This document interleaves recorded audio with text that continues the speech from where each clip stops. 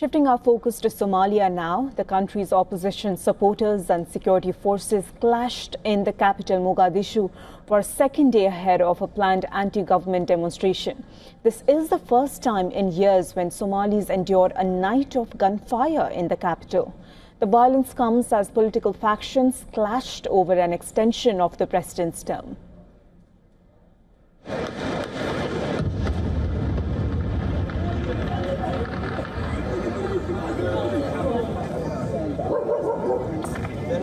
The U.S. Embassy in Mogadishu called the violence reckless and urged for dialogue. The United Nations also expressed alarm over the clashes. The UN underscored the urgent need for all stakeholders to resume talks to identify a way forward to avoid reversing the progress seen in Somalia till date.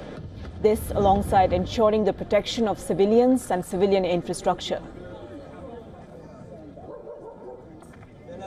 The Secretary General calls on all parties to exercise utmost restraint, refrain from any action that could incite further violence, and resolve political differences through dialogue. The UN mission urges all Somali leaders to prioritize the national interest of the Somali people and resume the talks that ended on 15th May. Somali international partners stand ready to facilitate such a dialogue.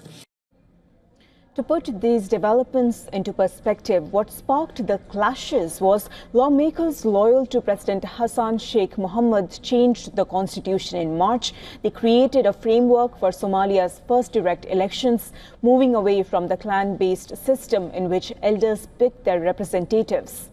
But opposition parties and rivals strongly opposed the reforms, seeing it as a power grab by Mohamud. Some boycotted the vote. Others say they were physically prevented from taking part. They particularly opposed the president's claim that the new constitution extended his term for a year past its expiry on May 15th. Protests were due to be held in Mogadishu on Thursday, but as opposition leaders gathered in the city, clashes broke out between their militias and government forces on Wednesday and continued through the night. After the overnight clashes, it was not clear if opposition leaders had been detained or how many casualties had been sustained. According to a diplomatic source, Somali politicians always manage to get to a very high tension point and then calm down. Though she warned the government needs to be responsible and be the adult in the room. For more on this story, our correspondent Louisa has sent us this report from Lagos, Nigeria. Tense calm has returned to Mogadishu after 2 days of fierce fighting between government forces and opposition fighters over President Hassan Sheikh Mohamud's term extension. Opposition groups accuse the president of a power grab, while the government insists the move is legal.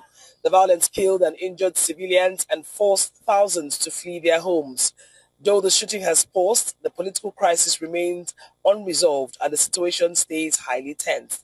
A post on Somali Stream X handle this morning says attention now turns to preliminary Turkey-mediated talks scheduled to take place in Mogadishu today, aimed at addressing the broader political crisis. From Lagos, Nigeria, Louisa Olaniyi, WION, World is One.